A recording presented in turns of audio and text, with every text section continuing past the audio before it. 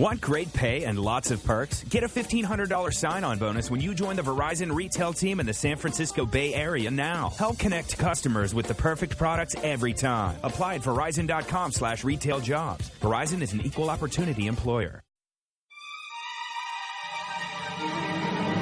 What do those eat? Do they eat people? Oh, it's a people-eating horse. Again, billionaire money? Because wouldn't that been great? Switch it up to a horror movie where the horse now hunts everyone in this group. Yeah, exactly. They're all huddled into the barn in increasingly small numbers. He's done keeping secrets. Anti-Semitic people-eating horse. It's fun. Oh, this movie needs a sequel. God-awful movies.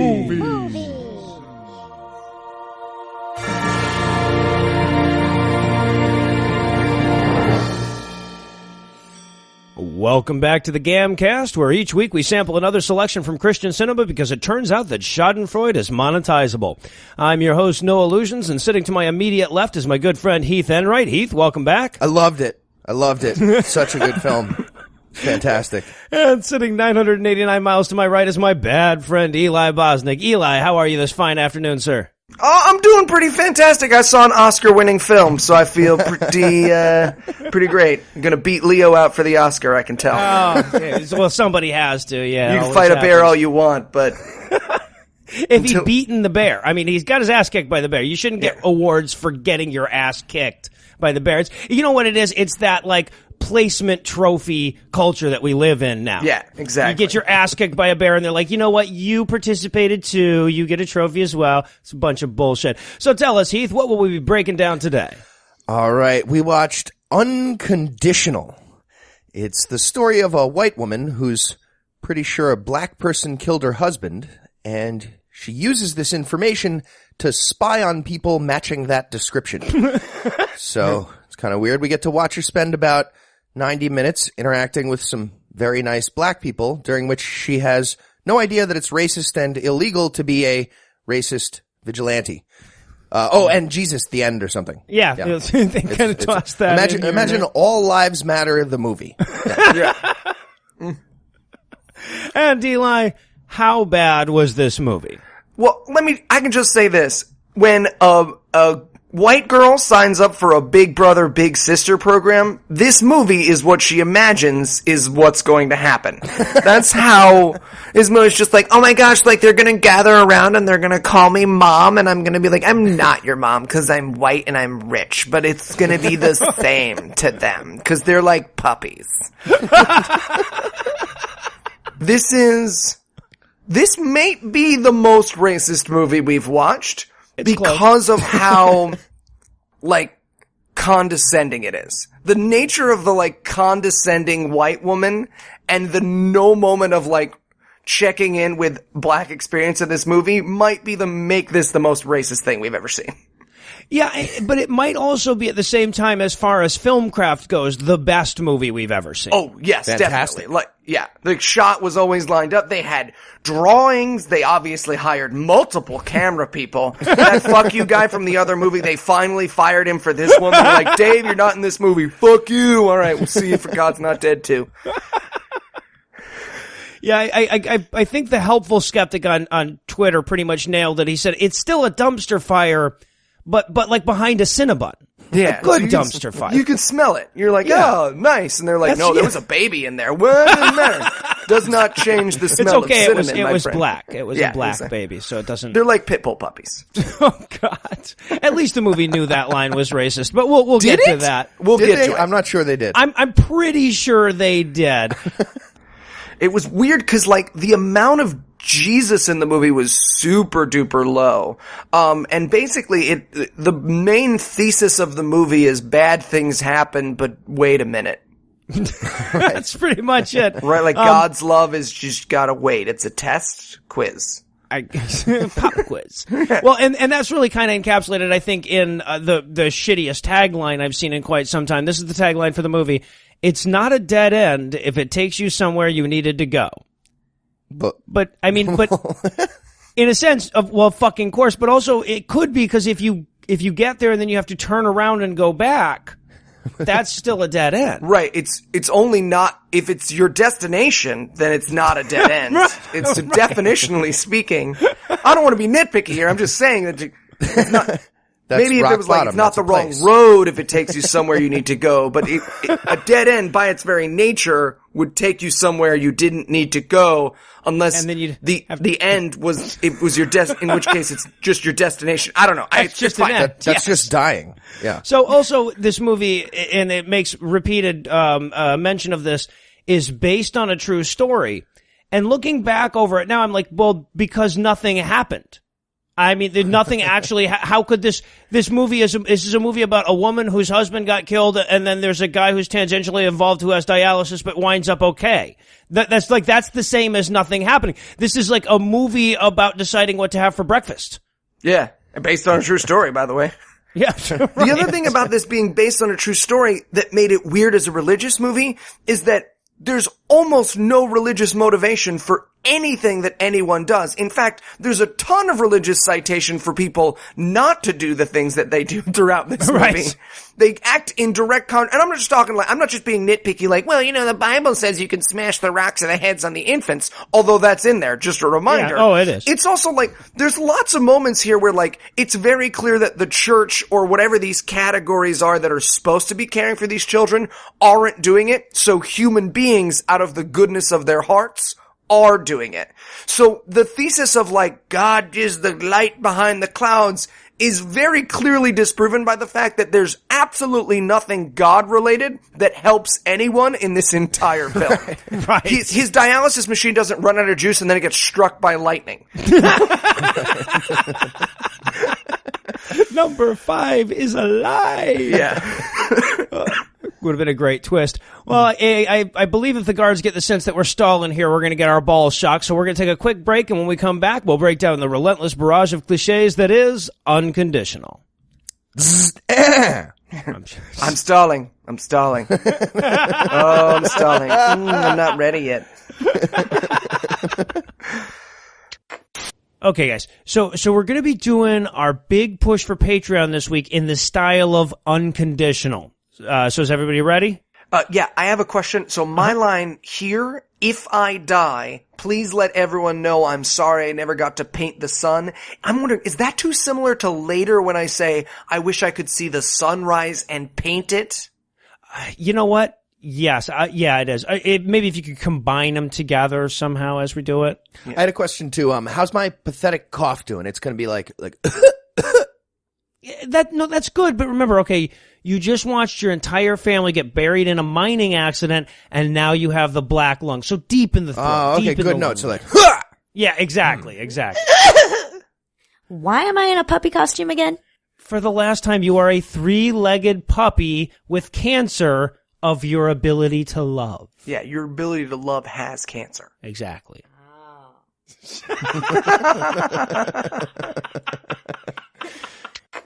And we're back for the breakdown, and I could tell just based on the production logos that this was going to be the best movie we've watched in quite a while.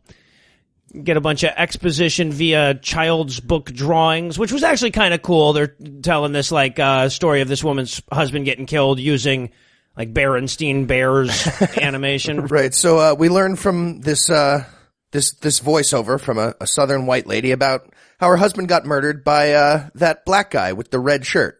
Yeah. The black one with the red shirt. Him. That's the guy. So also, there's a fantastic moment where her husband gets shot, and it's exactly the same as all of the Batman flashbacks. Mm-hmm. And me and my fiance at the exact same time went, "Oh my God, she's going to be Batman!" But no, she's not going to be Batman. It's in the alley and everything, yeah. And also, we've got to talk about this woman's accent. I don't recall the actress's name. But the character that she's playing is supposed to be from Nashville, so they made her put on a southern accent occasionally. Yeah, now, Southern Ginny Weasley. So now I'm going to point out that, like, at the best, she gets sort of a hint of Southern Alabama. She never gets anywhere near Tennessee. But it's as consistent as Kevin Reeves. Costner in Robin Hood. Essentially, like, basically makes Sean Connery in Hunt for Red October sound really good. Her accent is the voice you use if you want to pick a fight with a Southern person. It's Basically. like, well, golly, I sure hope I don't fuck my sister tonight. All right, great, we're punching. Here we go. That's her accent coach was like trying to pick a fight with her the whole time, and she never just quite got the hint. But yeah, I love the animated beginning that includes all black guys in red hoodies are murderers. So it's sort of like racist Up. Yeah. So yeah, we get our, well, gee shucks, this used to be a by gum good world until Billy got killed, and trying her damnedest to make the word on have 2 syllables in it. Owown. Owowowown. Well, life goes on. Woo woo. So then we cut to our opening scene, our opening post-VO scene, and there is so much shit going on in this scene that I swear I stopped the movie to check to make sure I hadn't accidentally skipped to like an hour and 18 minutes. They're cutting back and forth between several different seemingly unrelated things at the time. This woman's, she's sitting in her vintage pickup truck in the rain, having flashbacks about the day her husband got murdered.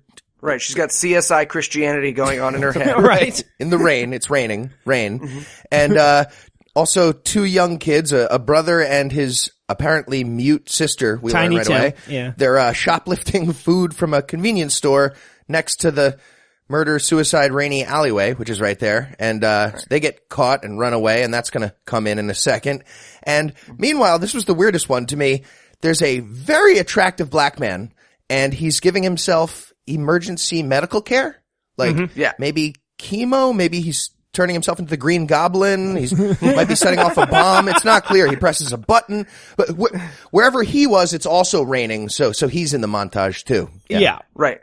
And when we saw the kids, I just want to point out that Macon, who's the little black boy, is wearing a hoodie, and I wrote in my notes, quick, it's a kid in a hoodie, shoot him, get him, it's him, he's the one that murdered your husband.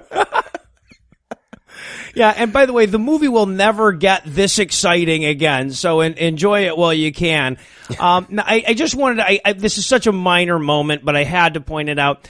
So Macon and his little sister steal some candy. I'm sorry, Keisha, yeah, that's Keisha, right. They steal a little bit of food from the convenience store, they get caught, and this security guard goes after them. Now, this security guard basically has the physique of Jabba. Yeah, if you told me that the fat security guard is actually them setting up the Penguin's origin story, I'd be like, right, yes. Crazy. He's Make-A-Wish fat. Oh, shit. So then I guess, okay, so the kids are running away from fat security guard, and the little girl gets hit by a car as she's running across the rainy street. Well, we should explain. That's what's happening she is going to the alley where her husband died to kill herself in the alley where he died. And I wrote in my notes, I feel like the best way to die is the way my husband did. In this alley, alone, in the rain. That's what he would have wanted. And by the way, she has a giant hand cannon of a gun. Yes. So I just want to point out that had she shot herself in the face, it would vaporize her head. Her head is going to fucking explode. It's just a giant gun. Watch the movie. It's giant. It's not a kill yourself gun. It's a kill someone through a cement wall gun. Yeah. Don't watch the movie. It's not. The gun does not make it worth it. And by the way, I think if there was a sex act involved at this point, it would have been called Muzzle in a Thunderstorm, right? Oh, nice. Oh, yeah. So she's just about to shoot herself in the head, but then she hears the little girl get hit by the car, and she's like, well, I'll kill myself in a minute. So she stops and takes the little girl to the hospital. This is all 6 minutes into this movie. By the way, sorry, I'm going to go off on a tangent that I'm going to have to remove in post anyway. But why the goddamn hell do we have to cut into him going and getting dialysis in the middle of this? Like, there's not enough going on in this intro of the movie. We got the kids stealing shit. We got the lady killing herself, pouring down rain. Kid gets hit by a fucking car. She takes that's not enough shit to cram into the first 6 minutes of your movie. We also have to cut to an unrelated shot of a guy almost dying before he gets his dialysis. Fuck off. Well, no, it was raining where he was too. Oh, remember? I see. Yes, So yeah, it all it ties together. It all Also, ties this in. established the all-important plot point that thing you do 3 times a week that is very easy to plan around, he never does it and almost dies once a week because of it. Yes, right. It's like, dude, take your puffer. No. I mean, just take your puffer. Give me my puffer. You might want to just set an alarm in your phone, man. It's not hard. Take your A huge theme of this movie is just one person's incredible irresponsibility for their own medical care. Right. Which I have absolutely no sympathy for. Just go. Do your medicine thing, then go back and give kids grocery carts full of flour or whatever the fuck you do. There's an awful lot of that. Yeah, they try to build a lot of the suspense in this movie on, like, have you taken your insulin? Oh, shit, I meant to. By the way, dialysis isn't that's not how it works. Dialysis happens 3 times a week. 3 times a week. That's what this guy has to plan. It's not like it's something that has to happen 4 times a day. Right. And that's why he's constantly having to it's 3 times a week. Just be like, yeah, man, I'm not good for Tuesdays. Why? Oh, cause I need to fucking squeeze my kidneys out. Got goddamn NutriBullet. I would think that most people would be willing to wait a few minutes, yeah, in that instance. So now we cut to the hospital where Sam, the redheaded chick that was going to kill herself earlier, is waiting in the waiting hallway to see how the little girl's going to be, and it turns out that she's going to be fine. Right. This movie doesn't have the balls to kill a little girl in the opening minutes. But of the 2 children, we have to admit that it would have been better for her to die. I'm just saying, there was an able-bodied child, there was a broken child. God. I'm just balancing. I'm just saying, like, if one of the kids had to go, Keisha was obviously already part of. I don't know, what is mute as far of dead? How far dead are you if you can't talk? Easy, I'll ask Richard Dawkins. I'm sure he'll. Easy Sophie's choice, absolutely. Not a problem. Her. The wow, mute that one. was quick. Yeah, the mute one. Sophie's no-brainer. I love it. We have 80 minutes left of movie. I don't know. You want to get lunch? Sure. Unforgivable 2. Sophie's easy choice. So also we get this that Macon, the older brother, is a hustler, and every time he's on screen, he's going to be hustling because you know black kids. So the first thing that he does is extorting a promise out of Sam to come back tomorrow and see him when they before they get out of the hospital. Which is so weird. First of all, I hate Macon. Nothing Macon does. I hate Macon so much. I hope there's a school shooting and he's the only one that dies. I hate Macon. I hate him so much. I hope he plays with a toy gun in any state where white people are cops. I hate Macon. If you watch this movie, you'll hate Macon too. I hope he holds a pear in front of a mayor of Colorado. I hate him. I hate him. He's quite a hateable little character. So he basically, the nurse is like, oh, she wants to see you. And instead of being like, oh, I owe this child nothing, back to my suicide attempt, ta-ta. She's like, okay, I guess I owe this kid. And then he's like, you better come back tomorrow and bring me some food and also $3. And she's like, all right, that's a promise. And they do the secret white friend, black friend handshake on it. They do. Yeah. They do. I mean, it was one of like the entry level ones for like white friends, but it was still pretty cool. It was like 2 phases only, but she did it. Yeah. Also, I just want to point out that the way that this kid attacks this woman, someone needs to explain consent to Macon real quick. She's like, well, I don't know. That means yes. Ooh, Macon. Oh. That means you made me a promise. What? No? Yeah. So then we get the turn in this flick. She's leaving the hospital, and there's a guy there to pick up the kids, and the nurse asks his name just as she's walking by. It turns out it's Joe whatever, and they know each other from when they were kids. Joe Bradford? There can only be one Joe Bradford in the world. Right. His name might have been fucking Tom Smith. Oh, Tom Smith? From Bayonne, New Jersey? My childhood best friend? Yeah, why did you do that based on my name? Right. And, by the way, can we talk about the physical appearance of this very attractive black man I already mentioned once? I'm having a lot of confusing thoughts about this guy. He's perfectly sculpted jawline. He is delicious, but he's damaged a little, like in a good way, you know? Yeah. His kidneys won't work, so like he can't run away from you, you know? Yeah. You have to take care of him. He's got that extra surgical hole in him and everything. He brought out the gay in me. I don't mind saying it. Joe is fucking smoking hot. So they have a chance meeting over a hit-and-run black kid. It's the same old story. It's how my wife and I met. Except Noah hit the kid. It's a whole thing. Yes. We don't want to go into it. The lawsuit is settled. The lawsuit is settled. Out of court, too. Out of court, that about means I didn't do anything wrong. Just ask George Pell. Yeah. He's the guy with the grill, right? So now we get a flashback when the two of them run into each other, she's like, the nurse is like, oh, I take it you know each other. And she's like, or he's like, she was my best friend as kids. And then, so we get the flashback to them best friends as kids. By the way, this is number one of 2,600 flashbacks we're going to get in this movie. So settle in. There's a lot of that. This movie is about 12 seconds long without the flashbacks. Right. And so basically we get Joe being introduced by the principal, and she says, this is Joe. He's the janitor's son. Yep.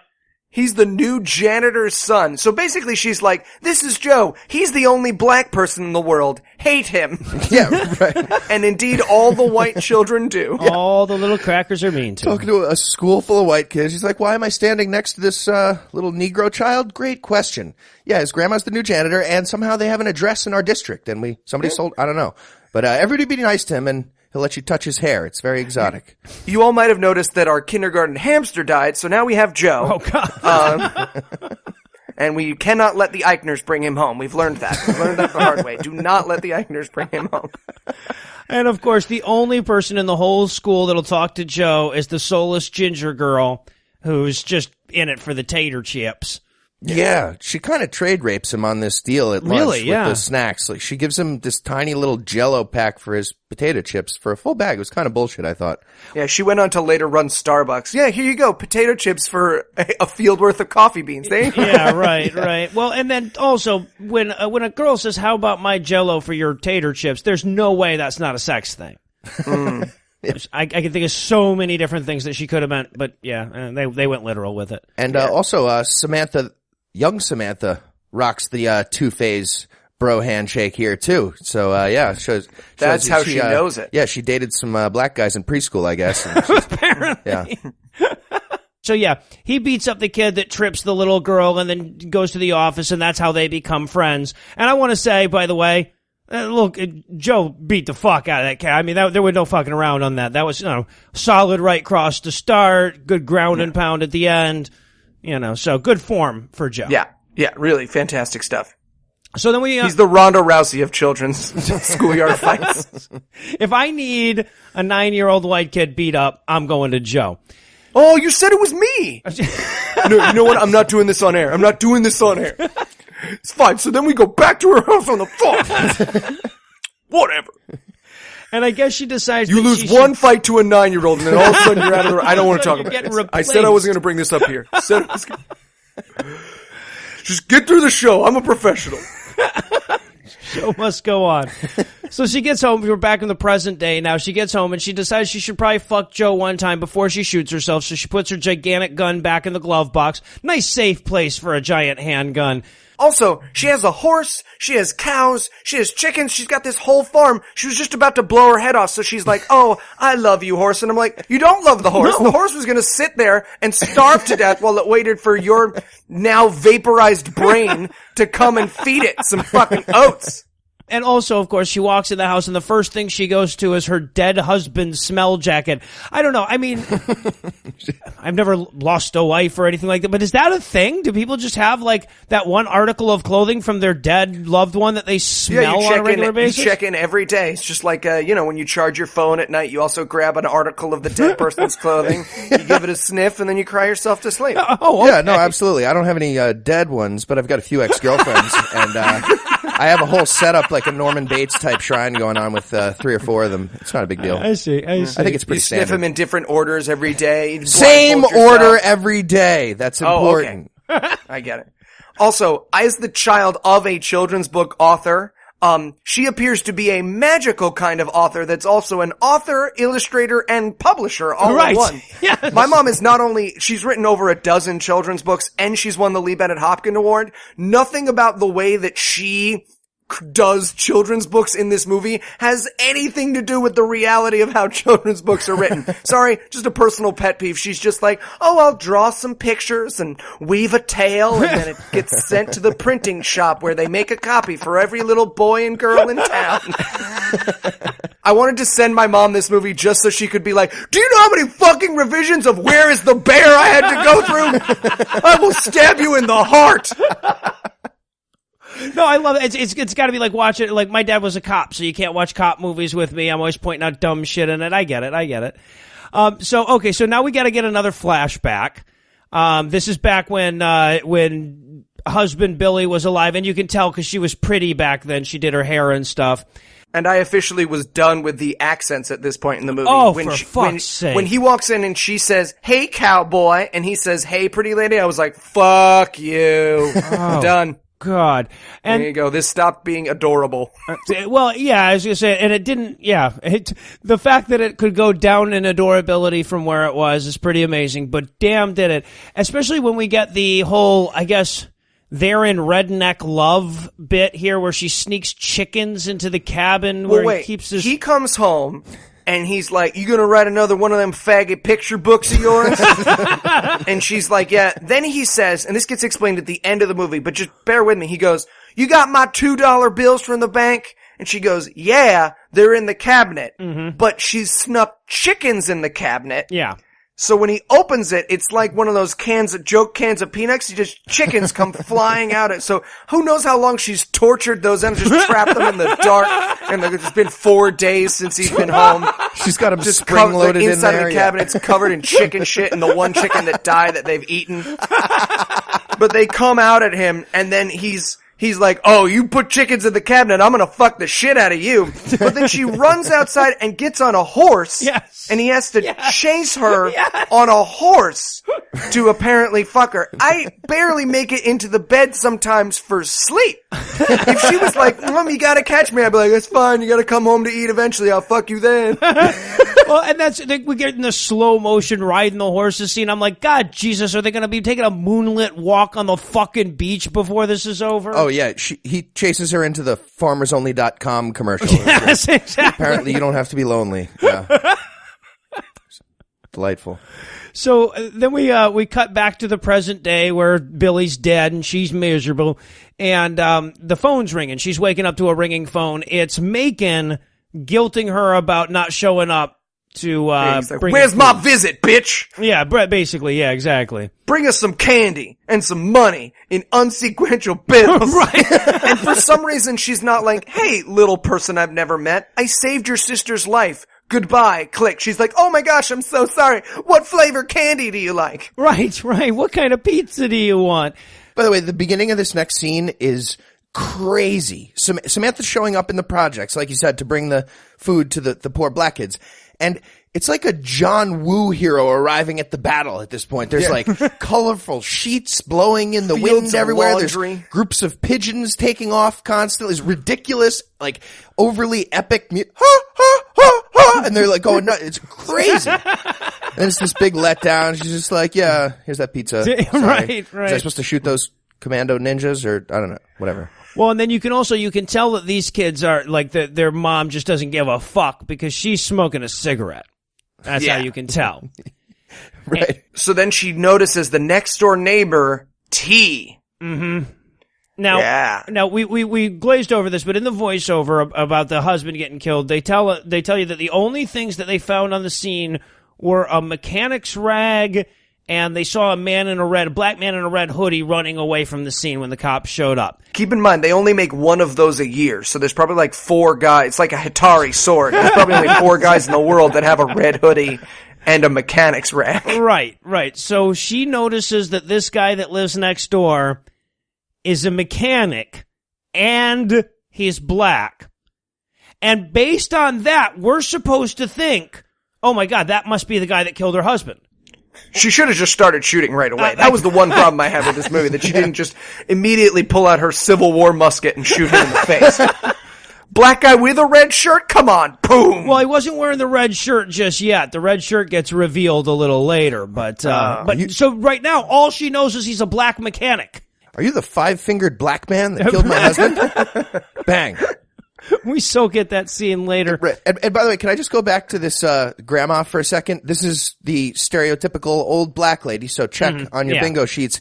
And she's the grandma of Keisha and Macon, and she hits like 23 racial stereotypes in like 5 seconds on screen. Like you said, she's smoking a Newport, but she's like also smoking a Black and Mild at the same time. She's shining shoes. She's crumping. It's crazy. just saying phrases. I declare, Did I use child please? Child please. Oh, yeah. And it just gets worse from there on her. So now we learn that the real reason she was running out to the projects so quickly is because she still wanted to get Joe's dick. I can't blame her. I kind of wanted it too. So she gets done with the pizza and the candy, and she goes to see Joe, who also lives in that same general... Oh, she says, do you know a guy named Joe? And she's like, oh, believe me, we're all black. We all know each other. Don't worry. We're related. He's my cousin. By he first lives down the name. road. Yeah, exactly. Yeah. He looks exactly like me. Yeah. Oh my God, he shot my husband. You shot my husband. Excuse me, ma'am. Do you own a red hoodie? So now she goes over to see Joe, and Joe's got this shithole house.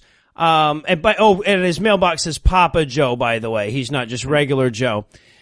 She starts to walk up, and as she's walking up, she meets Denise, who is Joe's neighbor, and smoking fucking hot. Denise is super hot. I think Denise and Sam should have a kissing contest over Joe, and everyone should win. That's my writer's note. That's I like why it. I was kicked off the scene of Unforgivable, or whatever this movie's called. Unconditional. It's a good thing we don't have the name written on the notes right at the very top there. So we meet lovely, lovely Denise. We don't linger on her long enough. But then she wanders into Joe's house, and his entire house is decorated like the front of somebody's fridge. It's all... Yeah, it's like he has the drawings of each of his victims. It's very freaky. It's like Joe turned to his decorator and he was like, I want Joanne's fabrics covered in children's drawings. And he was like, stop drilling, you hit gold. I know exactly what you want. Because it's just glitter and crayons and the drawings of children he knows. Would have been really creepy if we found out later that those were all his drawings. No, I did those. No, those are mine. Do you like them? No, you're very bad at drawing. Yeah, I know. Oh, didn't get my dialysis in time. What have you been standing here talking to me? Wanted to finish conversation. We're going to get that really quickly, too. All right, so apparently, so they're dropping a busload of kids off with Joe because in their school, if you're good all day, you get a green card and get to go over to Joe's house and get free snow cones. Right. But first, when they all get off the bus, they all huddle up and they go, ha, ha, ha, ha. And I wrote in my notes, oh God, they're preparing to eat you, Sam. Run, run, this is a black thing. Do black people go Super Saiyan? What are they doing? I stopped watching Roots about halfway through. It's a very long movie. I forgot where they learned how to do this. So now we get the scene of all the little black kids singing and dancing together like the black kids do. Oh, yeah, they do a little Soul Train dance line as part of this. Oh, yeah, they do a program. dance line, and I wanted so badly. They get this point where they turn to Sam, and it's Sam's turn, and I wanted her so badly. Billionaire money, rewrite of this movie. There's like, go Sam, go Sam. And she walks in the middle, and she just blows her head off with the gun. I wanted it so badly to happen. Go Sam, poof. Oh. Do we all have to do that now? No, it's okay. She didn't say Simon Says, Joe. We're good. We're good. It's okay. We also learned here that Joe plays the sax, as if I wasn't already in enough danger of blowing that dude, but yes, he plays the sax. Right. At this point, I wrote in my notes, if someone wants to fuck Joe, if no one else in this movie wants to fuck Joe, I will. And by the way, Samantha does not shoot her head off, but she does just completely ruin the whole dance line for a second. She does the white person reaction, which is, awkward nothing. Oh, God. Do you people want money? What is this? Yeah, exactly. Fun fact for all the black people. If you want to see a white person become autistic before your very eyes, surprise them with a dance challenge. That's a real thing. Yeah. We are terrible at dancing and racist. Yeah. Mm-hmm. I just get my dick out. That scares them right back. just pull my balls out of my jean zipper and start to jump up and down screaming the names of Martin Luther King and Malcolm X. They will stop challenging you to dance off right away. And that's the counter move, people. For the white people out there. That's the grass to their fire Pokemon. So now she grabs, I guess there's one remaining snow cone here, so she grabs it, she's going to bring it around the corner to take it to Keisha, And when she does, she comes around the corner, and wouldn't you know it, this is where she finds out, dun, dun, dun, that their neighbor mechanic owns a red hoodie. Oh, it could so only he mean must be the murderer. Yeah, that's where we go And with that. Yeah. she's so sure that she goes to the detective in her husband's murder case. Yes. Exactly. She goes to the detective and she basically says, yeah, I found a guy that matches the description of my husband's killer.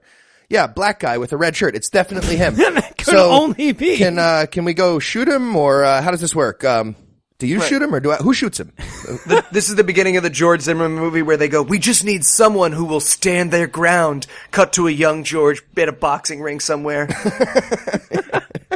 Right. So then the police gives the policeman who, and we don't address this. I don't think, look, it's a bad thing, he says, but the movie doesn't ever come back and be like, that's a bad thing for him to say.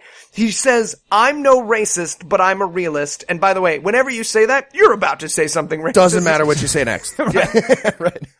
I like chocolate pudding. You found a racist way to say it. I don't know how, but it's just a tautology.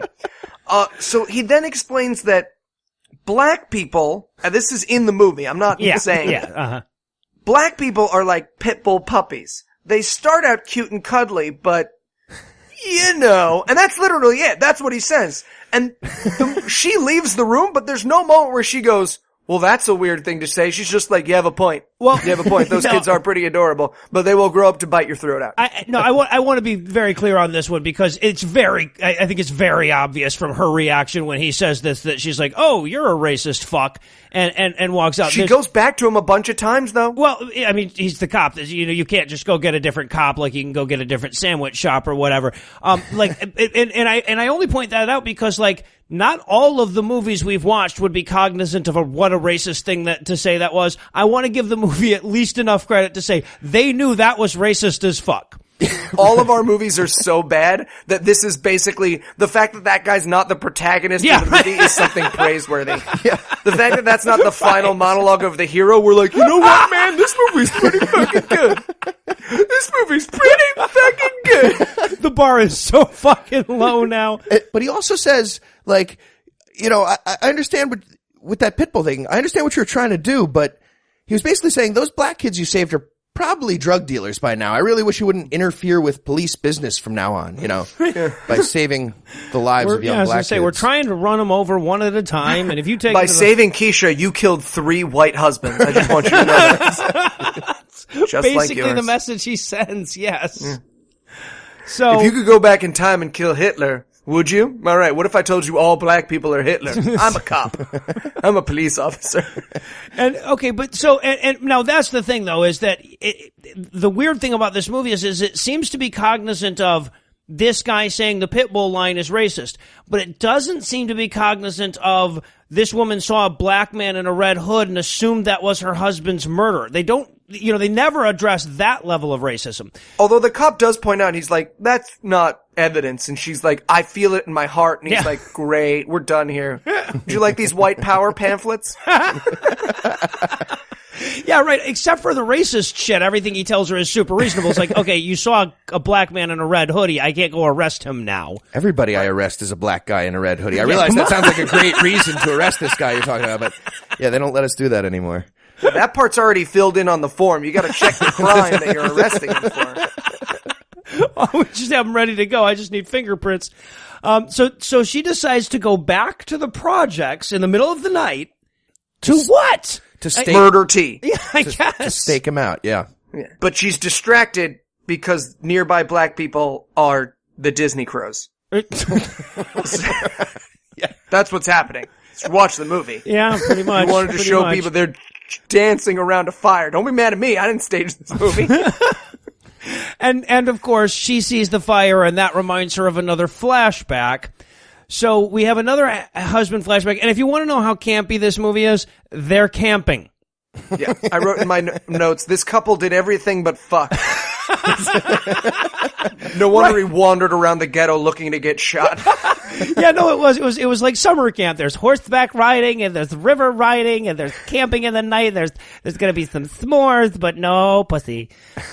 So they're camping in this flashback, and she's telling him the story of Firebird, which is this book that she's going to write and draw and publish and promote and market later.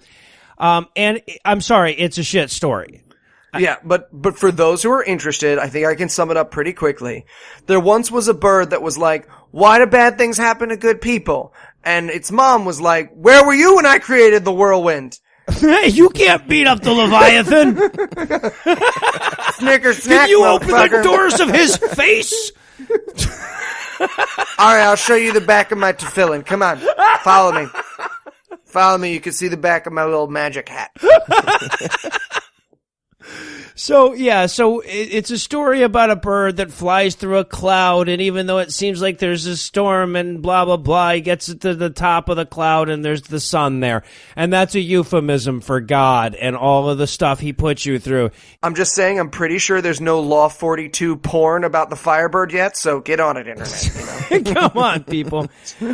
But what the kid's story is, or what the parable is, or whatever here, is that sometimes God, you're like a little tiny bird flying through a storm, and God's shooting lightning bolts at you, but it's okay, because if you get to the top and you get through the storm, you're going to see the sun again. And I'm thinking to myself, first of all, a lot of baby birds die in storms and shit, and secondly, if God hadn't put the fucking storm there, the sun would already be there, so the parable kind of breaks just down. Have the storm? Yeah, why do we need exactly. the storm?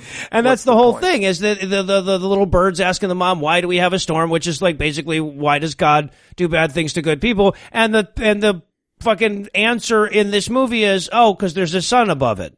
Yeah, but you know what? That memory makes her decide not to murder someone based on the cloth they own. So whatever it takes, I guess.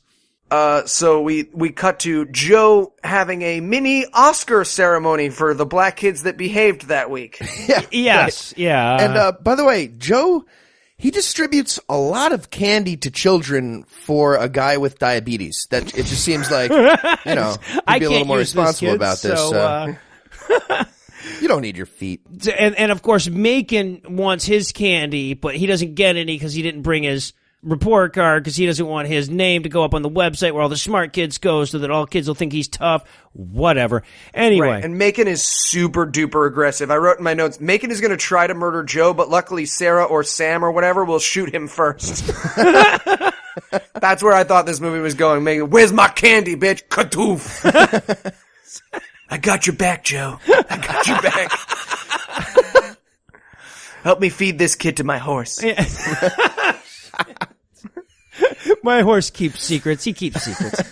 But Sam does show up. She doesn't shoot Macon, but she does show up just in time for another flashback of the time that she saved Joe's life when they were kids.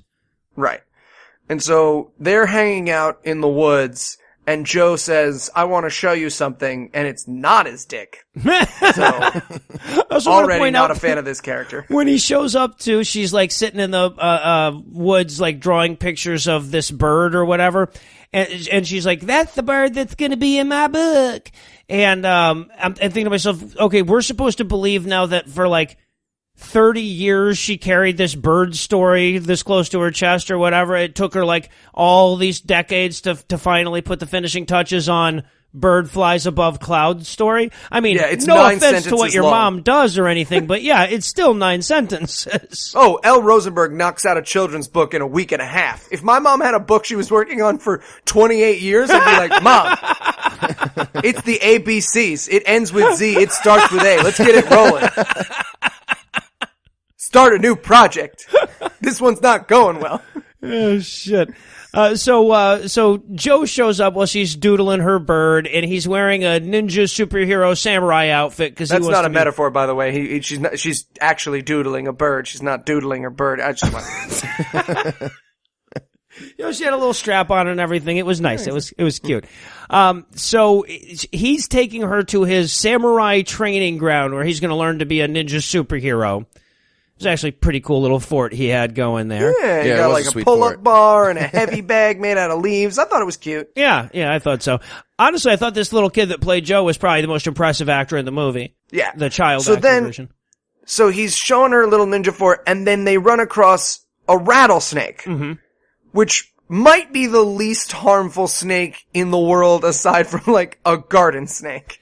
I gotta say about mountain rattler. Some going. Yeah, they're a mountain rattler like you'd get in Tennessee. It wouldn't kill you. Well, it would if you just got bit and just laid there for a long time, like those fucking idiot snake handlers with Christianity and whatnot. But yeah, but no, they'll fuck you up. A mountain rattler will fuck you up. But this snake particularly, I don't mean like mountain rattlers. I mean this snake. This snake, he kicks the thing and the snake's like, hey man, chicka, get out of here. Yeah, right. And he decides to attack it with a mop. Yes. Be very clear here. The snake is just like, chick, dude, fuck off. And he's like, mop time. And the snake's like, oh, mop time? Bite. So just for the record, Snake 1, Black Samurai 0. Just to be clear. Well, and also, just to be clear, if this kid loved Jesus properly, as it says in Matthew, he would be fine. But he doesn't love Jesus because he hasn't been to prison yet. Yeah, exactly. That's where black people go to find Jesus. So we see him waking up in the hospital and finding out that his dad doesn't love him. Right. Grandma, is Dad going to come help me? Check your skin. And he turns to Grandma, he goes, how come Dad doesn't love me? And I just wrote in my notes, check your skin.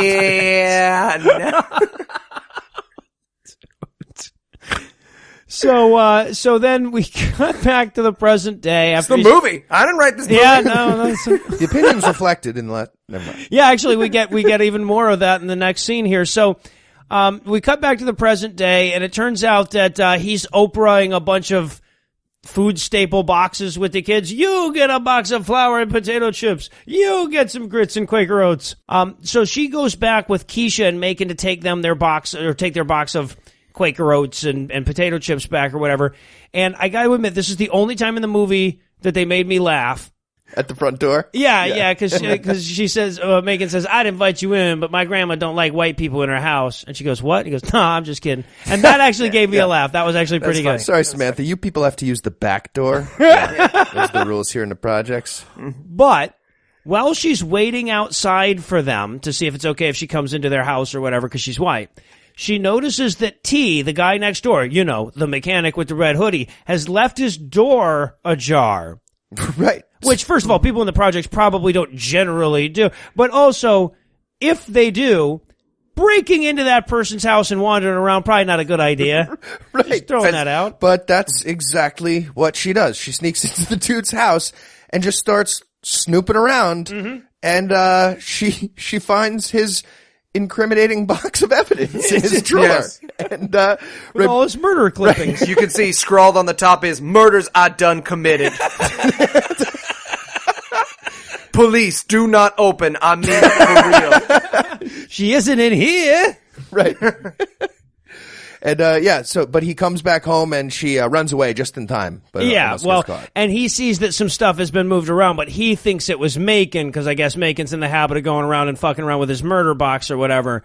And and also, I love this too. I wrote in my notes here. She just remembered she was supposed to have a southern accent. And then I looked at Heath's notes and I looked in Eli's notes and all of us at this exact same moment is like, oh, her accent. It's back. She calls the cops and she's like, officer, it's my from the paper. What accent do I do? Oh man, it's me, Sarah. I need you to find me husband killer now. Me rob you wrong time you find husband killer. She's stroking out, guys. Cut. Someone put a nasal spray in her. She'll cycle back through. Trust me. So she leaves a message for Detective Miller, basically to say, I know who the killer is, or I think I do. It was Anthony Jones. Yep. One Anthony Jones. Oh, well, appreciate you narrowing it down. Bob Smith, you say. Jones?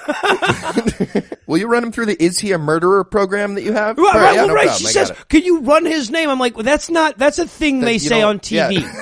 Yeah. That doesn't even make sense. Can you trace the call? Right. Which call? The one from Anthony Jones. I have no idea what you're saying. I shouldn't have, that card was really for when the case was going on. You don't just get to call me forever now. That's not how murders work. Right. So then she's sneaking out after she almost got caught, and she starts walking with Macon, and he realizes she's being all weird and clearly hiding something. So she bribes him to keep his mouth shut about how she's a racist vigilante homicide detective. And I hate Macon so much. yeah, Stupid Macon. and he takes the bribe. Yeah. Well, I hate to say it, but this is actually as close to a cliffhanger moment as we're going to get in this. I mean, does he take the bribe? There you go. So we might as well take a break right there, but not before I give Act 3 the hard sell. Will movie-level things eventually start happening? Will Sam murder some dude over a hoodie and some racism? Will she wind up with a Boston accent before this is all over? Find out the answers to these questions and more when we return for the melodramatic conclusion of Unconditional. Hit care my husband. In a world where one man's condition means the difference between life and death. Dude, you have diabetes. Just take the insulin. Seriously. I will in a minute. No. Just do it right now. Like now in this moment of fighting with me about it, could already be done. You wouldn't die. One man's desire not to take his medicine could mean losing everything. You have a medical condition. You need to treat it. Do I? Yes. From the makers of Unconditional comes, take your fucking medicine. Fine, you don't want to take your medicine, then die. But stop waiting until you're about to die and then taking it. That's just crazy. Quick, give me my medicine. No, I keep it now. No, I need it. I'm gonna die. And we're back for more, but we lubricated a little bit more this time. When we last saw our hero, she was bribing Macon into not telling Joe about her breaking and entering escapade, and when she gets back to Joe's house, damn it if that little shit isn't whispering something into his I ear. hate Macon so much. It's so easy to hate him. Macon's life doesn't matter.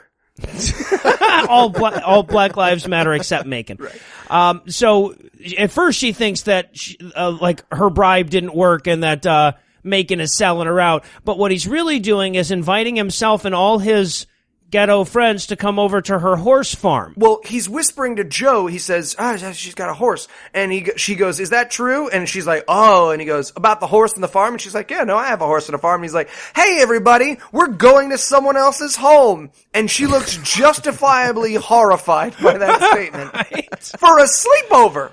Yes. Like, what? Also, I know we haven't done it a lot this episode, but music note for this scene, maybe these white people could learn to dance after all. So, we get this farm activity montage with the kids going over to her horse farm, and they're having like wheat fights, and they're torturing chickens together, and they're Macon kayaking. catches a big white load in the face. Yeah, right.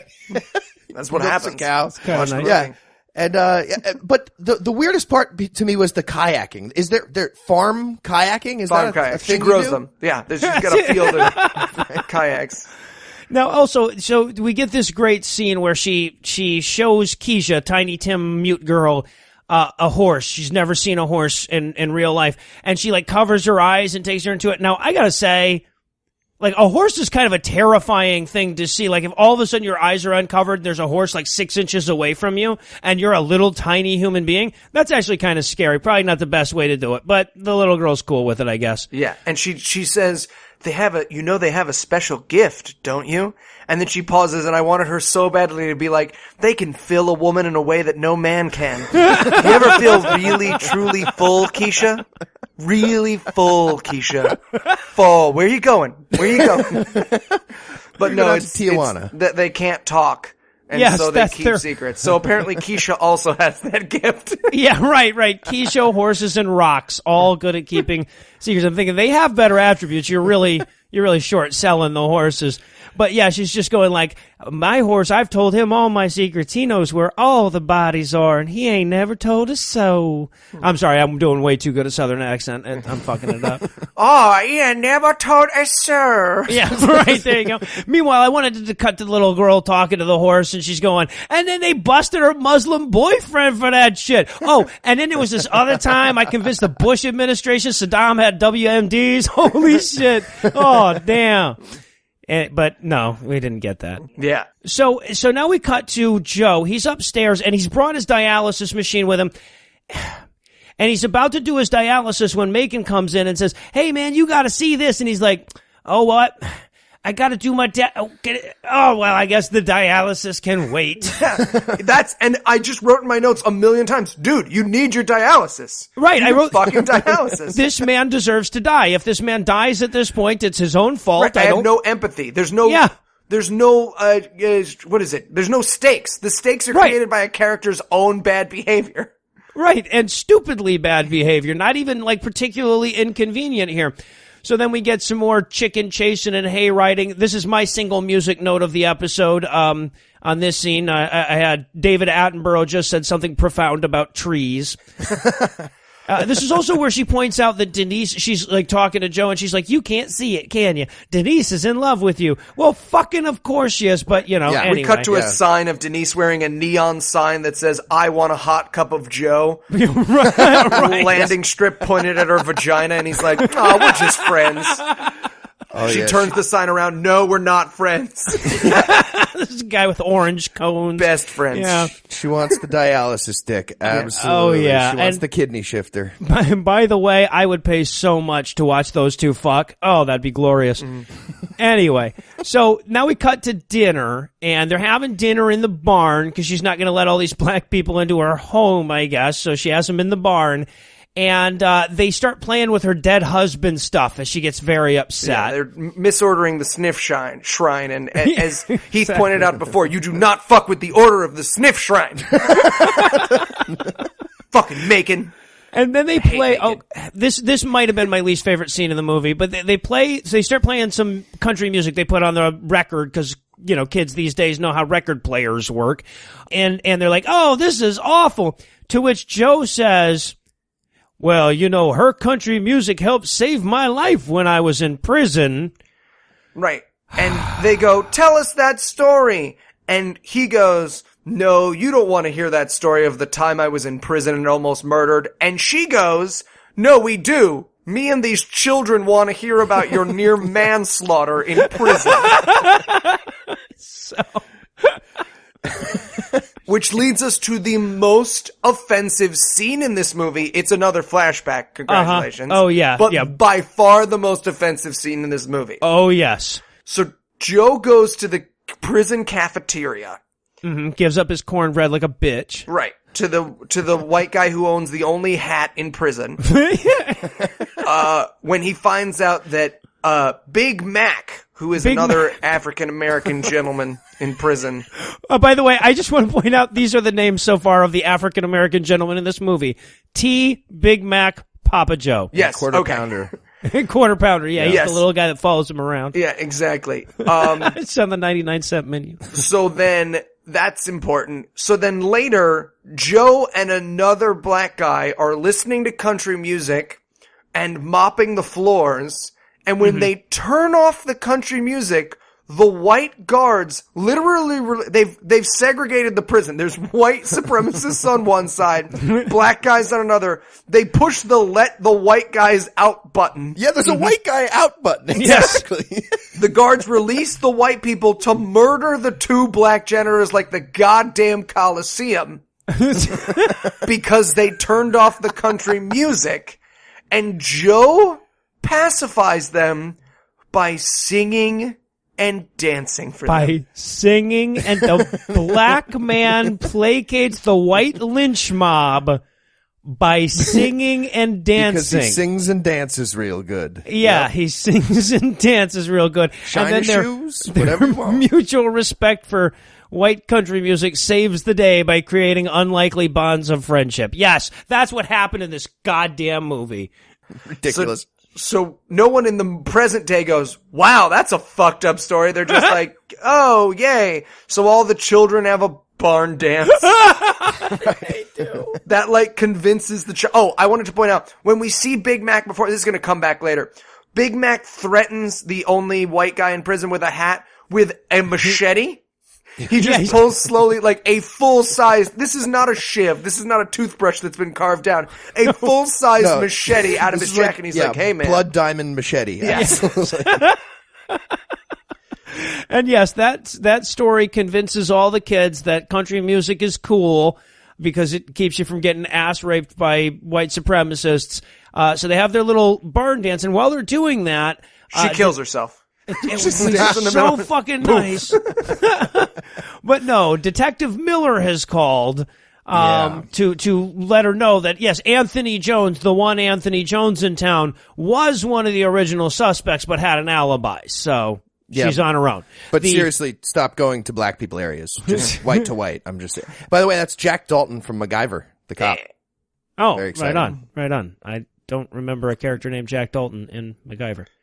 He was the friend that helped him on some of those wacky missions. Where okay. Well, solved a problem with. He would explain to him what knife. different races were like and which animals they were. He was like, "Look, you got to see the Jews. They're like tiny rat puppies, right? They start out sweet and cuddly, but then they get all your money and they start 9/11. It's a whole thing." So now, what we're really supposed to get from this conversation with the detective is that she's been kicked off the case. She had to turn in her badge. She's on her own. He actually even says that you're on your own. So take the law into your own hands. He very crazy clearly lady. should not have said. He should have been like, "You are not on your own. Please stop. Exactly. You are doing illegal things." But of course, he wants her to kill some of them pit bull puppies anyway. So then, she's standing upstairs in the barn, which is where she keeps all of her like awards and stuff like that. And she's staring at this award. At which time we get another flashback, and this one probably makes the least sense of all the flashbacks in the movie. She won an award for giving away her children's books for free. Right. So like a community service award kind of thing. So they're letting her give a TED Talk about her dead husband. And his love for $2 bills. Right. And how he was saving the world with them. Yes. Or something. Why? How? Doesn't matter. Because love is like $2 bills. There's actually plenty of them to go around. No, there's not. No. But people hoard them. And like so love. If we people hoard love. If we shared them around, I think it was a Polly argument, right? It was a Polly argument. She was trying to. The end of that speech was her just pulling out a fishbowl. So everybody just take your clothes off. Yeah, everybody. Keys in the bowl. $2 bills. Man, woman, a hole's a hole. Let's make this happen, people. And then she breaks down and starts crying and has to run away from the scene because she can't keep up the accent any longer. So we move back to the present day. Right. We move back to the present day, and Joe finds her crying upstairs, and she explains that she gave up on the bird because the bird is God, and he's like, "That's okay. Let's just sit here in silence and not talk about what you went through." Well, and also, let's root through your shit again. This is yet another Christian movie where some dude is rooting through some woman's private shit, and like, she doesn't have, like, any kind of, like, not that drawer or that one. Right. Nothing about that. But he doesn't find any dildos anyway because this movie sucks. Yeah. And Denise finds him outside by the barn, Joe, all dying and shit from lack of taking his dialysis or whatever. Right. He's like, I'm not feeling super good. And instead of her being like, well, why don't you fucking take your dialysis? She's like, all right, you owe me. And he's like, what do I owe you? And she's like, the D. Joe, look me in my eyes. Joe, the D. And he's like, you mean dancing? And she's like, fuck you, Joe. And she goes back inside. Oh, he's surrounded by fire and ebony, and he just won't light the match. It's so upsetting. And she's so fucking hot. And also Tiny Tim goes back in. She's forgotten her backpack, and she runs back into the barn to get it. And wouldn't you know it, there's the horse. Is she going to talk to the horse? Yeah, she's going to goddamn whisper into the ear of the horse. Also, I'm a Jew, so I'm terrified of horses. So the fact that the child and the horse were alone, it was like a horror movie for me. I was like, oh, right? It's going to bite her and kick her. What do they do? Oh, what do those eat? Do they eat people? Oh, it's a people-eating horse. Again, billionaire money? Because wouldn't that been great? Switch it up to a horror movie where the horse now hunts everyone in this group. Yeah, exactly. Yeah. They're all huddled into the barn in increasingly small numbers. He's done keeping secrets. Anti-Semitic people-eating horse. Yeah. It's fun. Oh, this movie needs a sequel. And so now, all right, so now we get all good and deep into Papa Joe's sob stories. Right. He was going to work for IBM because he was a computer whiz, and then he broke into a bank and stole $200, so they sent him to... Okay, well... He super buries the lead. He goes, I got 8 years in prison for stealing $200. So I spent 20 minutes of my notes being like, there's no way that would happen. And then he explains, oh no, what I did is I hacked into a bank and stole $200. Dude, you did not steal $200. You hacked into a fucking bank. Exactly. That's way different than like finding a wallet and keeping the $200 inside that. Yeah, right. I was like, I stole $200. Oh, really? Yeah, it was in the glove box of this car I boosted. Yeah, see, that's totally of the different. guy I murdered. Yeah, right. But of course, that's all there so that we can get another prison flashback. And I just want to say, leading into this flashback, again, remember, this is a story about a real guy who was telling his life story to a screenwriter who then made this scene. I just want you to keep in mind all of those things as we work our way through this. Mm-hmm. So, Big Mac, who you'll remember from earlier, is slicing up the white guy with the hat. He grabs his hand and he cuts open his hand with that machete he had before. Mm-hmm. By the way, the prison guards don't care about that at all, by the way. The fact that there's a man with basically an axe. Right, a black man cutting a white man up. Yeah, exactly. With an axe, but he's in this Tennessee prison. Grabs him in a chokehold, and he explains that he will let him go if Joe spits in this cracker's face. Yes. So he's like, this is reparations, apparently. I guess. And the white guy's going like, it's okay, Joe. Spit in my face. Do it. Shoot the hostage. Joe can spit in my face. I've been a Joe can do all kinds of shit in my face. Anyway, so but but instead Joe goes goddamn samurai and kicks everyone's ass. Everyone, literally an entire prison yard, white, black, Chinese, all the gangs. He just single-handedly. He goes fucking Batman on him here. I expected everyone was kung fu fighting to start playing. Oh, shit, would have been such a better soundtrack. Anyway, so eventually he gets on Big Mac and starts whooping the shit out of Big Mac, and he grabs his fucking Hatari Hanzo shank, but he can't quite bring himself to murder the guy. Right, I wrote in my note, yeah, probably not best to commit murder while you're in prison for 8 years for hacking. Right.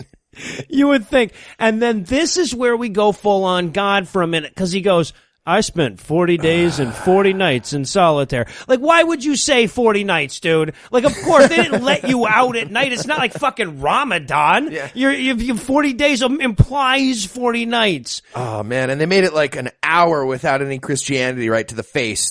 Which is pretty good. Yeah, pretty no. good. I wrote in my notes, oh, thank God it's a Christian movie. Because I was like, fuck, we already told people we were doing this movie.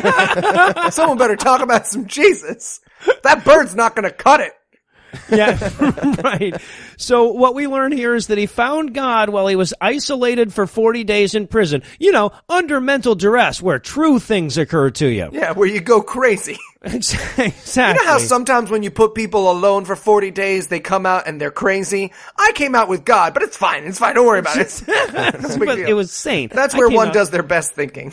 In the way we torture terrorists. And just in case we hadn't been heavy-handed enough, that from this flashback we cut back to the present day, and of course he's kidneying to death, or whatever. So she has to dialyse him quickly. Right. I guess. Just use it every day. Just do your thing. Oh, it's just like a good, healthy habit. Instead of almost dying sometimes. Just always use it.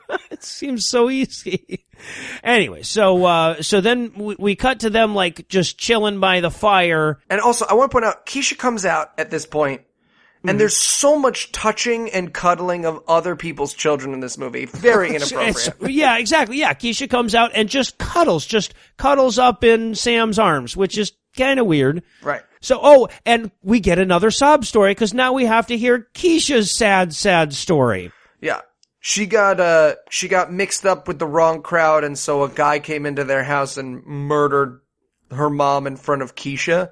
And I just pictured the animated scene from Kill Bill, and I was like, I can't wait to find Keisha's vengeance plot story. So, and also we learned that, so I guess the murderer murdered her mom while she was hiding in a cabinet, and then set the house on fire, and somebody came in to save the kids, and Sam's like, it was you, wasn't it? And he's like, no, it was a guy named Anthony Jones. Remember, because he was the guy. That's T, by the way. That's T. Right, yeah. For the white people. That's one of the letters in the name Anthony Jones. Yeah, you see, so that's... And then, and now this was actually the worst she ever did with the accent, because this is where she has to, like, cry while she's telling the story of her husband dying. Yes, by the way, we're getting the fourth consecutive sob story here. And honestly, she was as close to Southern American as she was to Polish American. Yeah, moose and squirrel kill husband. Yeah, right. Might as well have been. Oh, also, I did have one more music note, I guess. I forgot about this one. The music director is punishing you for not giving up on this movie yet. I wrote, in my music note for this scene was, I'll blow you if you put my song in your movie. It's very clearly just like, hey, it's me. Check me out on SoundCloud. Right. Yes. So yeah, then we get this forgiving montage where she's like burning the picture of the red hoodie that she drew that she obsessed over, I guess. Right. Just gonna start a fire in a barn, you know. With a bunch of children sleeping nearby. Nice and safe. And then it's morning time and all the kids are waking up and having a good time and everything. Yeah, they're doing like slow motion farm stuff again, like wheelbarrows and lassos. They actually have a lasso out. And Macon, who I hate, is going to check on Joe. He goes to check on Joe, and I wanted him to he opens the door and Joe is dying on the ground again because he didn't take his medicine again. Right. And he's been skipping all his dialysis appointments, so whatever. But I wanted him so badly to open it, and Joe's just in there fiercely masturbating over her husband's jacket. Denise wanders over, and she's like, oh, that's why. All right, you do you, boo. You do you. I get it. I feel better now, because I was wearing perfume, and I was like, do I need to lose weight? I was going to yoga like 4 times a week. I feel better now. Thank you. Time to ostracize him from the community. The help I would give that attractive black man. So now we cut to the hospital, and Joe now needs a new kidney. His body has rejected dialysis. Yeah. Which is kind of like saying his body has rejected open heart surgery. I had to pause the movie at this point, walk back to the bedroom, and turn to my wife and say, oh, God damn it, now Joe needs a new fucking kidney. There's like they haven't piled enough fucking cliches into this movie anyway. But it's okay, because there's an organ available. There's just a kidney that matches him available. That's awfully nice. Yeah. I was sure someone in this movie was going to donate him a kidney or something. I mean, you thought at least. But so Sam comes in to talk to him. And he gives the whole, they don't think I'm gonna make it or ever speak above a whisper again, monologue. Yeah, he has kidney-related emphysema at this point. I guess. Yeah. Coughing after listen, every the word. one thing we know is that young men in the prime of their life almost never survive a kidney transplant or a tonsillectomy, the two most deadly operations for a strong 30-year-old with rock-hard abs and a jaw that you can just run your tongue along. Oh, he tastes like smoke after midnight, I bet. Sorry, are we still recording? Oh gosh, I should stop.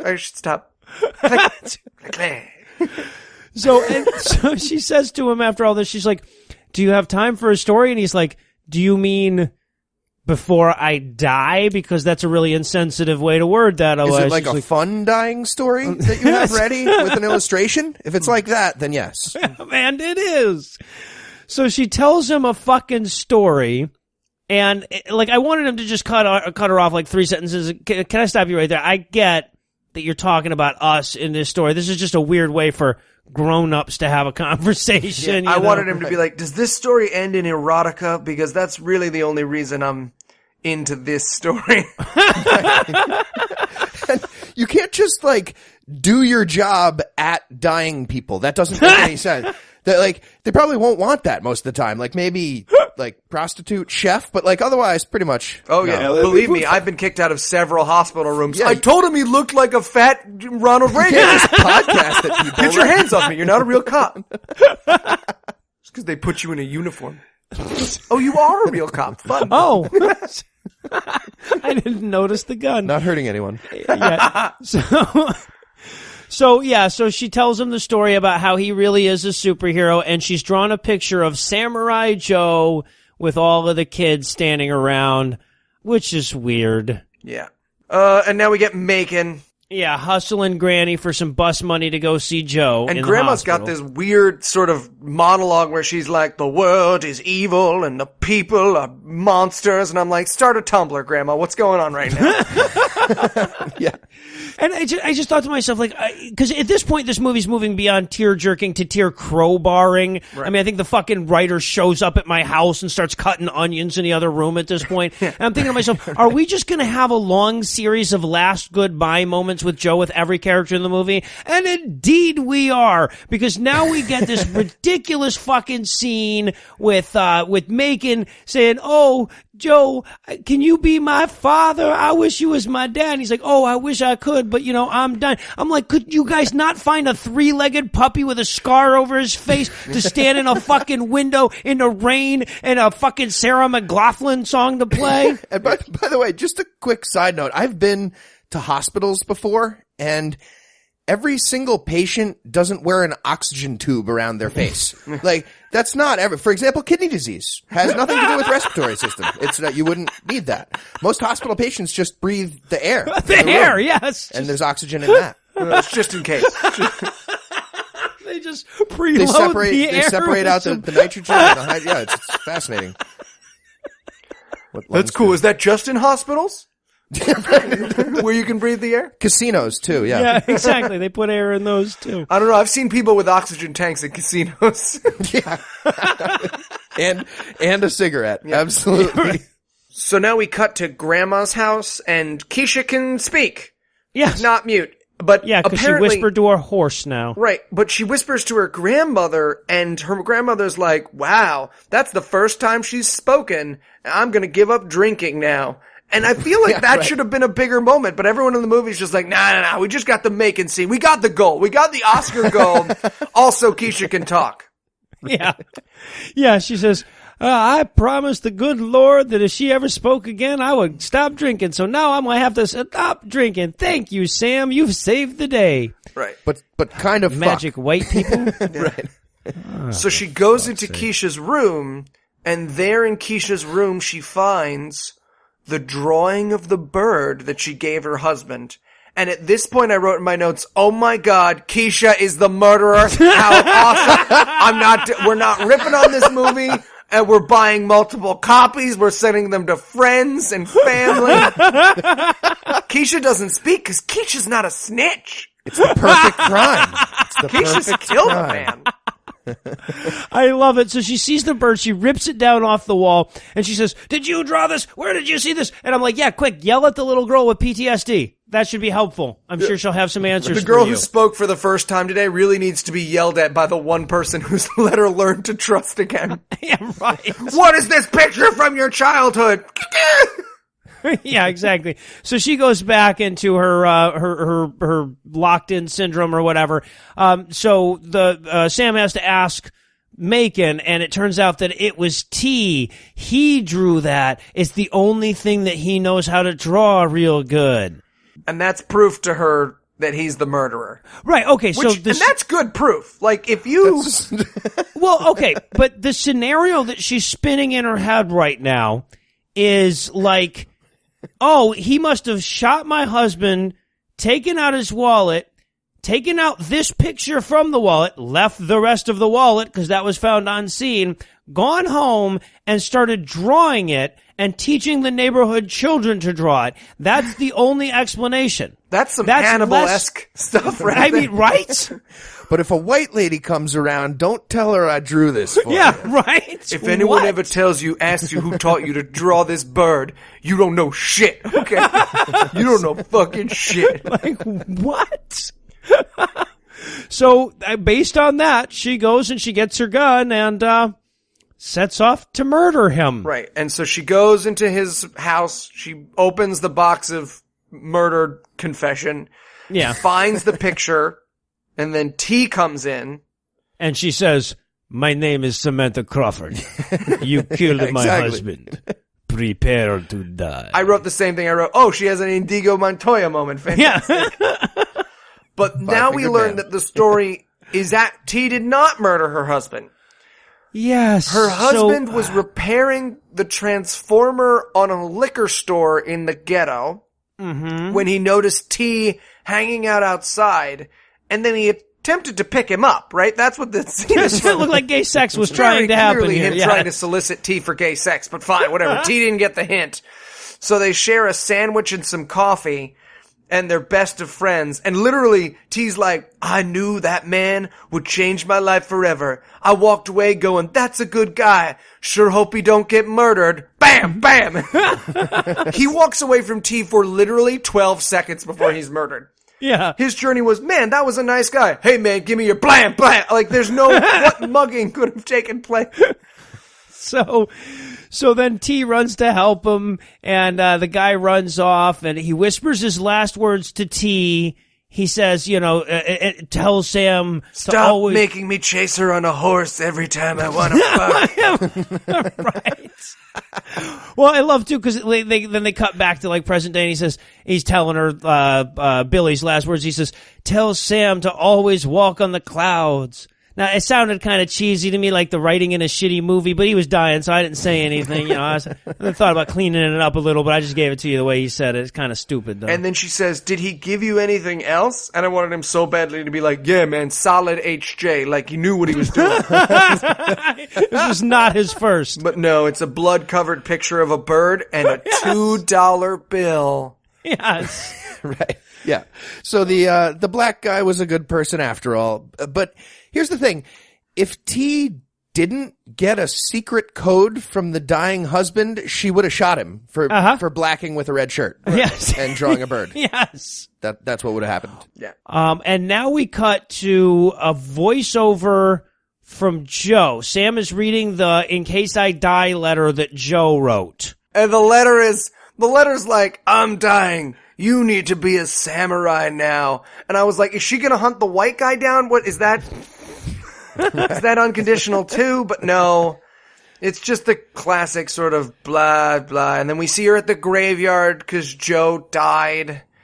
Or at least they're trying to convince you that Joe died. It's bummer and super. Then Joe walks up just as sexy as ever. It's Joe. And it was Billy's grave she was laying a flower on. Remember the dead husband. And I wanted Joe so badly to be like, yeah, turns out kidney transplants are a relatively not dangerous procedure. And the incredibly unlikely fact that they had a kidney for me was really fantastic. So yeah. I'm fine now. But I'm not going to take any antibiotics, so, that'll really fuck me up. Those things are from the devil, they're like vaccines.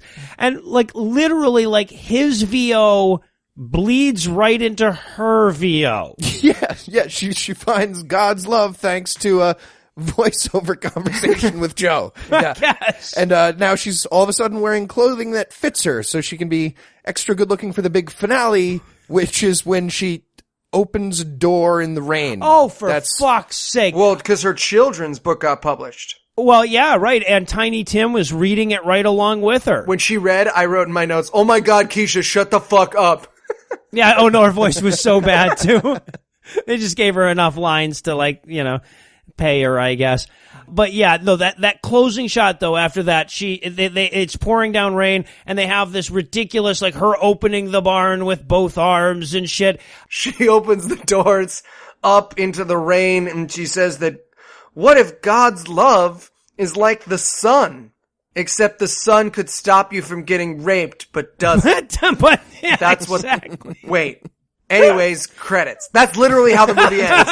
Yes. It's just like, what if God's love is like the sun? It's always there, and we just can't see it.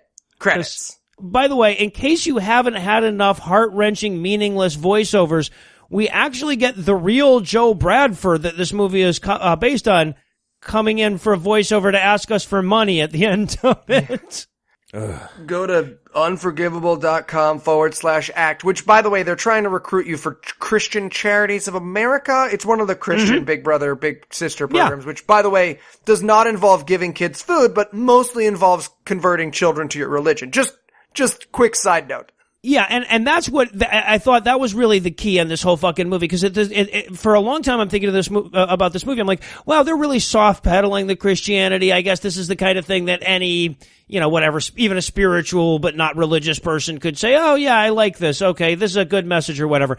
But then at the end, it's just like, and see, this is what we're all about. Now give us money. And I'm like, that's why you were soft pedaling to Jesus. It's like the fucking Salvation Army, isn't it? Sure. Because you don't want us to know that that's what this goddamn money is for. This is a really long fucking commercial for this charity, and you want to underplay how much time is actually spent trying to teach these kids about Jesus. Right. Yeah.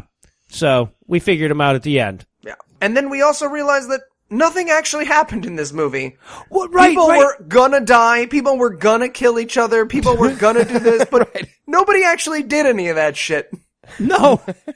Well, obviously, even if this movie was, maybe a little better than what we've been watching over the last few weeks, it still doesn't rise to the level of thumb orientation-based rating systems. So rather than asking how many stars you might give this movie, I'll instead ask you, what is the least interesting thread of this movie that still would have made a more interesting plot to follow than the actual plot? The security guard's journey from fat to fit. He gets on Atkins. He just hits the gym every day. He's doing weighted abs, not just repetitive abs. He really, really gets cut. He gets cut. Run, fat boy, run. I like it. I was going to go with the same guy, actually. I was going to say the fat cop trying to climb that fence for 90 minutes. It's just him, and he gets tired, and he sits down, and he's all sweaty, and he has to take breaks, and then he tries again, and he can't do it. Goes to the corner of the alley, takes a poop. He's like, the problem is I gotta go. I gotta get it out. Too much weight. I gotta get a running start. I got this. Nope. My other thought was maybe we could watch that horse starving to death for a while. That would be fun. Right. She could, just if she'd killed herself at the beginning. Yeah. And that would have been nice too. And while that does it for our review of Unconditional, that isn't going to do it for the next episode just yet, because we still need to get you all rock solid and throbbing over next week's show. So Eli, tell us, what's on deck? I'm in love with a church girl. All right, are we sure this isn't going to be just partially Jesus-y, tiny? It looks pretty Jesus-y. We just got to be careful after this last one. I was convinced that Unconditional was going to be all kind of Jesus. I mean, let me give you the hard sell. It's got Ja Rule and Stephen Baldwin in it. Oh, and Michael Madsen. Really? Yeah. Shit, I like Michael Madsen. God damn it. This fucking show's ruining everyone for me. So this movie is apparently the story of LA's biggest drug dealer who falls in love with a church girl, that's the title, and reforms his ways because of her and Jesus. It's pretty Jesus-y in the preview. I think it's going to be Jesus-y enough. It seems like it's going to be pretty Jesus-y. Awesome. So with that to look forward to, we'll bring episode 26 to a merciful close. Once again, a huge thanks to all the Patreon donors that help make the show go. If you'd like to count yourself among their ranks, you can make a per episode donation at patreon.com/godawful and thereby earn early access to every episode. You can also help us a ton by leaving us a 5-star review on iTunes and by sharing the show on all your various social media platforms. And if you enjoyed this show, be sure to check out our sibling shows, The Scathing Atheist and The Skeptocrat, available on iTunes, Stitcher, and wherever else podcasts live. If you have questions, comments, or cinematic suggestions, you can email godawfulmovies@gmail.com. All the music used in this episode was written and performed by Ryan Slotnick of Evil Drafts on Mars and was used with permission. If you like what you hear more by following the link on the show notes for this episode. Thanks again for giving us a chunk of your life this week. For Heath Enwright and Eli Bosnick, I'm Noah Lugeons, promising to work hard to earn another chunk next week. Until then, we'll leave you with the Breakfast Club close.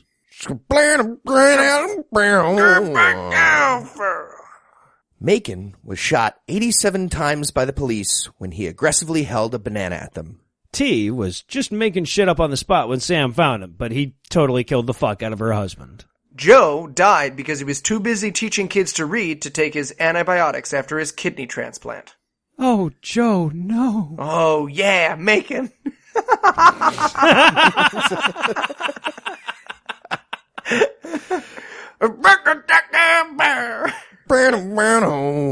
want to mix it up with Joe and Denise, absolutely. Oh, yeah. Maybe Denise just watches and does her own thing. Just doodles her bird. Yeah, fine too. I'm thinking of the cup as half full, but I think that's optimistic, right? Or pessimistic at this point. I don't know. I don't even know if it's shit in the cup, and you have to drink the whole thing. How many girls are there? Yeah, right. Like, I can't wait to find Keisha's vengeance plot story. Oh, I lost you. Well, I said something very funny. Well, yeah, we were laughing. You should know. We could hear you. Sam is reading the "In Case I Die" letter that Joe wrote. Yep.